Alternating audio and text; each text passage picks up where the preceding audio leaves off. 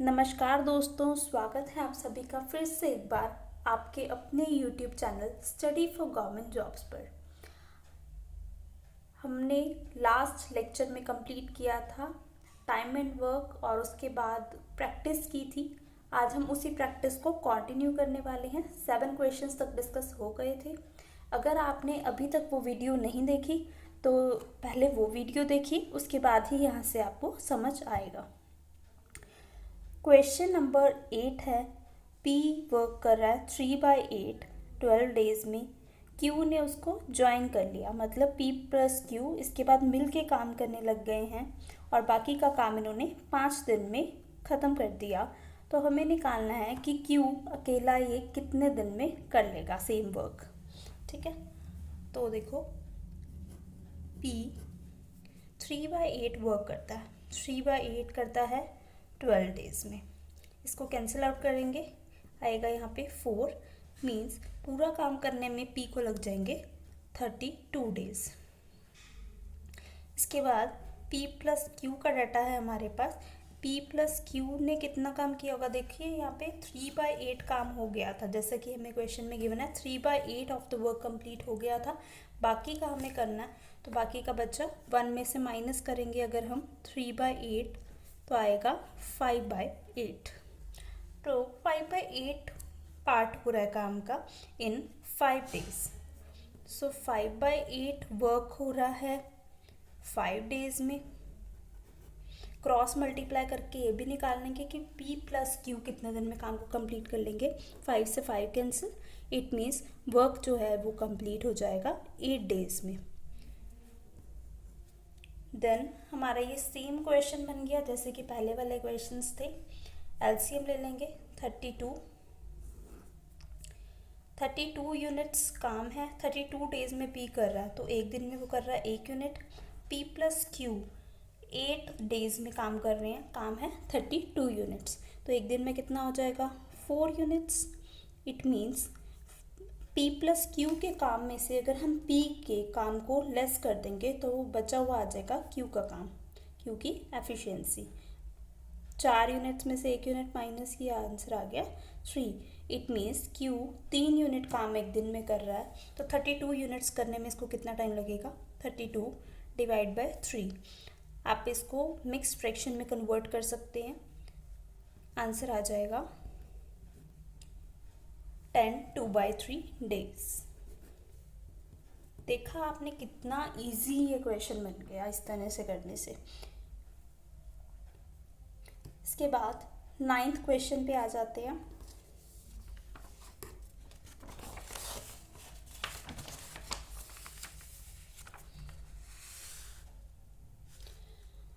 Ninth question कहता है P and Q complete करते हैं काम को 20 डेज में, क्यू एंड आर कंप्लीट करते हैं 30 डेज में, पी एंड आर कंप्लीट करते हैं 24 डेज में। तो हमें निकालना है कि क्यू को अकेले ये काम करने में कितना टाइम लगेगा। ऐसा इक्वेशन हमने लास्ट लेक्चर में भी किया था, उसमें हमने ये निकाला था कि अगर ये तीनों मिलके करें तो कितना टाइम लगेगा। तो वहाँ तक ये इक्वेशन सेम करना है, उसके बाद क्यू का हमें टाइम पीरियड निकालना है। सो देखिए कैसे निकालते हैं। पी प्लस क्यू काम कर रहे हैं 20 डेज में, क्यू प्लस आर कर रहे हैं 30 डेज में, पी एंड आर कर रहे हैं 24 डेज में। इतनी इन्फॉर्मेशन हमें गिवन है। उसके बाद हम क्या करते थे, एलसीएम लेते थे। सेम इसका एलसीएम लेंगे, एलसीएम आएगा 120। इट मीन्स टोटल वर्क हम मान सकते हैं 120 यूनिट्स। अब 20 यूनिट्स काम हो रहा है, 20 डेज में काम हो रहा है, 120 यूनिट्स वर्क है 6 डेज में, 6 यूनिट्स काम होगा एक दिन में। उसके बाद 120 यूनिट्स वर्क है, 30 डेज में काम कंप्लीट हो रहा है। It means 4 units per day work हो रहा है। ऐसे यहाँ पे 5 यूनिट्स पर डे वर्क हो रहा है। ठीक है, तो ये आया क्या, P प्लस क्यू की एफिशिएंसी, Q प्लस आर की efficiency and P plus R की एफिशिएंसी। अब हम अगर इन सबको ऐड कर दें तो आएगा 15 यूनिट्स। ये आ गई 2 into P plus Q plus R की एफिशिएंसी। ठीक है, इसके बाद P plus Q plus R की हम निकाल सकते हैं, हमने लास्ट वीडियो में निकाली थी 15/2। इट मीन्स 7.5 यूनिट्स काम होता है अगर ये तीनों मिल के करते हैं। ठीक है, उसके बाद हमें निकालना क्या है, क्यू का काम। हमें क्यू प्लस आर की एफिशिएंसी पता है, पी प्लस क्यू की पता है, पी प्लस आर की। तो अगर हम पी प्लस आर की एफिशिएंसी हमें पता है, हम सबकी एफिशिएंसी में से पी प्लस आर की लेस कर देते हैं, तो हमारे पास किसकी एफिशिएंसी बचेगी, क्यू की, है ना। तो P plus Q plus R करते हैं 7.5 यूनिट्स और P प्लस R करते हैं 5 यूनिट्स। ठीक है, तो साथ में क्या बच जाएगा, Q, और इधर से क्या बच जाएगा, 2.5 यूनिट्स। तो हमें पता लग जाएगा कि Q एक दिन में 2.5 यूनिट वर्क करता है। 120 यूनिट्स करने में इसको कितना टाइम लगेगा, 120 यूनिट्स काम करवाना है। 2.5 को हम लिख सकते हैं 5/2, तो इसका लिखा 5/2। कैंसिल करेंगे 24, इट मीन्स 48 डेज में क्यू कंप्लीट कर लेगा अपना वर्क। ठीक है, let's move to the next question. इसके बाद 10th क्वेश्चन है, X and Y can do a work in 28 days and 21 days respectively. अकेले अकेले इनको कितना टाइम लगता है ये हमें गिवन है। देन इन्होंने इकट्ठा काम करना शुरू किया, बट एक्स सिर्फ 4 दिन काम करता है और बाकी का काम वाई कंप्लीट करता है। मतलब वाई जो है स्टार्टिंग से लेके एंड तक काम कर रहा है, लेकिन एक्स सिर्फ 4 ही दिन काम कर रहा है। तो हमें टोटल नंबर ऑफ डेज निकालने हैं टू कंप्लीट द वर्क। ठीक है, तो इस क्वेश्चन को भी वैसे ही स्टार्ट करते हैं। एक्स एंड वाई 28 डेज में कर रहा है और ये 21 डेज में कर रहा है। एलसीएम लेंगे, एलसीएम लेना आप लोगों को सिखाया हुआ है। 28 और 21 को लिखें, जिस टेबल से कटता है उसको काट देंगे। 7 4s and 7 3s, it means 28 को अगर हम 3 से मल्टीप्लाई करें तो क्या आएगा, 84। तो 84 यूनिट्स हम टोटल वर्क कंसीडर कर सकते हैं। 28 के टेबल में थर्ड प्लेस पे आता है 84, ऐसे ही यहाँ पे 4 पे आ जाएगा। ठीक है, ये इनकी एफिशिएंसी आ गई हमारे पास। अब हमें पता है कि 4 दिन ये काम कर रहे हैं मिलके, और एक दिन में काम कितना हो रहा है, 7 यूनिट्स। तो 7 यूनिट्स वर्क हुआ 4 डेज, तो हो गया 28 यूनिट्स। 28 यूनिट्स काम हो गया, बाकी का कितना बच गया, 84 में से अगर हम माइनस कर दें 28 जो हो चुका है, बाकी का बचेगा 56 यूनिट्स। ठीक है, 56 यूनिट्स काम करने में अब वाई को कितने दिन लगेंगे, वाई अकेला काम कर रहा है बाकी का, तो 4 से इसको डिवाइड कर देंगे, हमें पता लग जाएगा यहाँ से 14 डेज वाई को लग रहे हैं। ठीक है, 14 दिन ये लग रहे हैं और 4 दिन तो वो पहले ही काम कर चुके हैं। तो टोटल डेज कितने लगे, 18 डेज। कई बच्चे इसको 14 मार्क कर देते हैं जल्दी में, बट इसका आंसर होगा 18 डेज। ठीक है, इसको करने के और भी बहुत सारे मेथड्स हैं, जैसे कि हम यहाँ से निकाल सकते हैं। अगर आपको ये वाला मेथड समझ आ गया तो ठीक है, नहीं तो दूसरा मेथड देख लीजिए, वो भी अपने आप में बहुत ही अच्छा है। एक्स की एफिशिएंसी है 3 यूनिट। ठीक है, तो एक्स कितना काम कर रहा है, 3 यूनिट कर रहा है 4 दिन, इट मीन्स 12 यूनिट इसने काम कर दिया। बाकी का कितना बचा, 84 में से 12 माइनस करते हैं तो आएगा 72। अब 72 यूनिट्स वाई ने काम किया, और वाई शुरू से लेके एंड तक बना हुआ है हमारे साथ, तो वो कर रहा है 4 यूनिट। तो आंसर कितना आएगा, 18 डेज। इसमें हमें एडिशन करने की ज़रूरत नहीं है, जैसे हमने यहाँ पे किया था। ठीक है, क्लियर है। एक्स काम कर रहा है 3 यूनिट, 4 दिन के लिए किया तो हो गया 12 यूनिट काम। उसके बाद 84 यूनिट्स टोटल वर्क था, 12 यूनिट्स एक्स ने कंप्लीट कर दिया है और बाकी का काम कर रहा है वाई। 72 यूनिट्स, 1 यूनिट 4 यूनिट करता है वो एक दिन में, डिवाइड कर देंगे, आंसर आ जाएगा 18 डेज। क्लियर। नेक्स्ट क्वेश्चन है, P and Q can do a piece of work in 36 days and 45 days respectively. It means P कोई काम कर रहा है 36 दिन में, Q कर रहा है 45 दिन में। दे बिगिन वर्किंग टुगेदर, लेकिन P कुछ दिन के बाद छोड़ के चला गया, हमें नहीं बताया कितने दिन बाद छोड़ के गया, और Q ने बाकी का काम 18 दिन में कंप्लीट किया। तो हमने निकालना है कि P कितने दिन के बाद छोड़ के गया होगा। क्लियर है क्वेश्चन? ठीक है, एलसीएम निकालते हैं। इसके बाद कितना आएगा, 36 एंड 45 का 9 के टेबल पे जाएगा, 9 4 एंड 9 5, मतलब एलसीएम आएगा 180। जैसे कि हमने इसको मल्टीप्लाई किया, 180 एलसीएम आ गया। एक दिन में कितने यूनिट काम हो रहा है, 5 यूनिट, यहाँ पे 4 यूनिट। ठीक है, और अगर मिलके कर रहे हैं तो 9 यूनिट्स। क्लियर है? इसके बाद हमें ये नहीं पता कि कितना काम इन्होंने पहले साथ में किया है, लेकिन हमें ये पता है कि क्यू ने बाकी का काम 18 दिन में पूरा किया। इट मीन्स पहले हम निकाल सकते हैं कितना काम हुआ होगा। देखो, क्यू 18 दिन में काम पूरा कर रहा है, बाकी का 18 दिन में करेगा वो 4 यूनिट के हिसाब से 72 units. It means 180 units total work था, जिसमें से 72 यूनिट्स काम हो चुका है, बाकी बचेगा 108 यूनिट्स। ठीक है, तो इतना काम इन लोगों ने मिलके किया होगा, लेकिन ये तो एक दिन में करते हैं 9 यूनिट। सो 9 से इसको डिवाइड कर देंगे, हमें पता लग जाएगा कि इन्होंने 12 डेज साथ में काम किया है। तो हमारा आंसर क्या हो जाएगा, 12 डेज की P 12 दिन के बाद छोड़ के गया था। यही हमें निकालना था। ठीक है,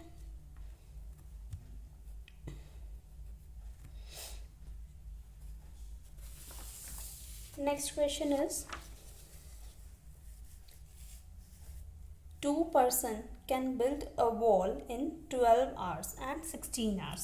2 person हम लेट कर लेते हैं x और y। एक को वॉल बनाने में लगते हैं 12 घंटे और एक को लगते हैं 16 घंटे।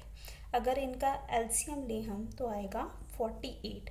एलसीएम अब काफ़ी बार निकाल चुके हैं, ये बहुत सिंपल नंबर है।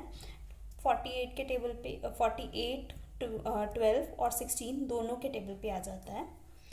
तो मैंने एलसीएम लिया 48, देन 4 यूनिट्स काम हो रहा है, यहाँ पे 3 यूनिट काम हो रहा है, टोटल कितना हो रहा है 7 यूनिट। ठीक है, और ये क्या बोल रहे हैं, but if they work together they use 75 less bricks per hour and build a wall in 8 hours. लेकिन अगर ये मिल के काम करते हैं तो इनको लगते हैं 8 आवर्स। अब 8 48 कहाँ पे आता है, 6 प्लेस पे आता है। ठीक है, अब लगनी चाहिए तो 7 यूनिट्स, 7 ब्रिक्स मान लो या 7 यूनिट्स मान लो, 7 यूनिट्स ब्रिक लगनी चाहिए, लेकिन लग रही हैं 6 यूनिट। तो हमें यहाँ से पता लग जाएगा कि 1 यूनिट का डिफरेंस है, और जिसकी वैल्यू हमें गिवन है क्वेश्चन में कि वो 75 लेस ब्रिक्स यूज़ कर रहा है पर आवर। लेकिन हम तो यहाँ कह रहे हैं कि वो 1 यूनिट कम वॉल्स यूज़ कर, कम ब्रिक्स यूज़ कर रहा है, तो 1 यूनिट की वैल्यू हो गई 75। हमें क्या करना है, नंबर ऑफ ब्रिक्स निकालनी है in the wall. Number of BRICS कैसे निकाल सकते हैं, टोटल वर्क था 48 यूनिट्स और इसको मल्टीप्लाई करना होगा 75 से, तब हम निकाल सकते हैं कि टोटल ब्रिक्स कितनी लगी हैं वॉल में। अब मल्टीप्लिकेशन करनी इसकी बहुत ईजी है।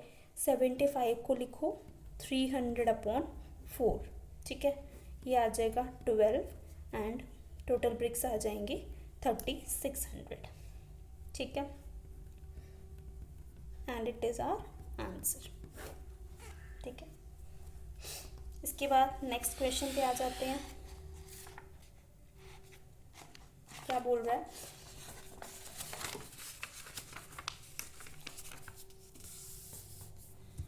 Time taken by P to do a work is 16 days more than that time taken by P and Q together। मतलब P प्लस Q को काम करने में अगर X डेज लगते हैं तो P जब अकेला करता है तो उसको लगते हैं X + 16 डेज। ठीक है, और Q जब इसी काम को अकेला करता है तो ये क्या बोलोगे, time taken by Q to do the work is 9 days more than that by P and Q together। तो इसको लगते हैं इकट्ठे जब ये काम करते हैं उससे, मतलब X से 9 डेज ज़्यादा। तो इसको बहुत कॉम्प्लिकेटेड करने की ज़रूरत नहीं है, इसके लिए एक छोटा सा फॉर्मूला होता है। वो क्या होता है कि अगर P प्लस Q मिल के काम कर रहे हैं x डेज में, P अकेला कर रहा है x प्लस A में और Q अकेला कर रहा है x प्लस B डेज में। तो जो x है इसकी वैल्यू होती है रूट ऑफ AB। ठीक है, अब इस क्वेश्चन में ये अप्लाई करके देख सकते हैं कितना आएगा। x की वैल्यू निकाल लेते हैं, 16 इंटू 9, तो ये कितनी आएगी, 4 इंटू 3 दैट इज़ 12। तो x की वैल्यू होगी 12, मतलब P प्लस Q 12 डेज में इस काम को कंप्लीट कर रहे होंगे। P अकेला इसको करेगा 12 प्लस 16 इट मीन्स 28 डेज में, एंड Q अकेला अगर करेगा तो इसको लगेंगे 21 डेज। हमें यही निकालना था कि Q को अकेला काम करने में कितने दिन लग रहे हैं, तो इसको लग रहे हैं 21 days and it is our answer. Clear है। नेक्स्ट क्वेश्चन पे मूव करते हैं। Question number 14 and the last question of the day. P and Q can complete a piece of work in 25 days and 15 days respectively।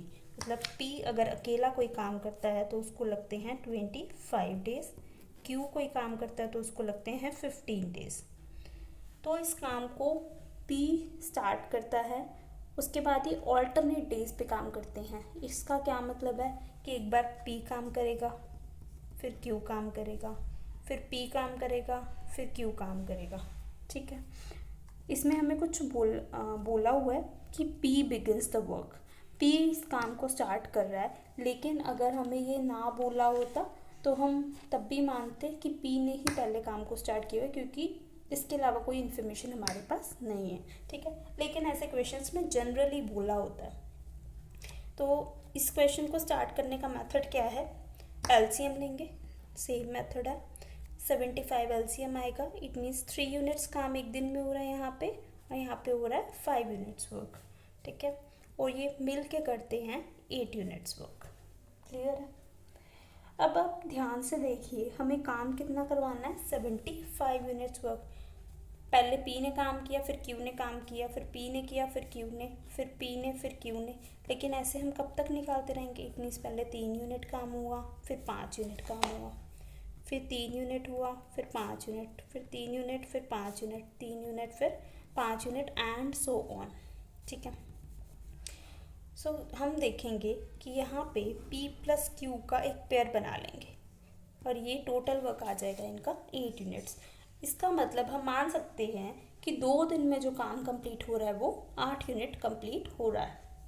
अब 75 से just छोटा आप number देख सकते हैं कि कौन सा ऐसा नंबर है जो 8 के टेबल पे आता है। ठीक है, तो अगर P प्लस Q ऐसे 9 बार काम करें, ठीक है, तो 72 यूनिट्स काम कंप्लीट हो जाएगा।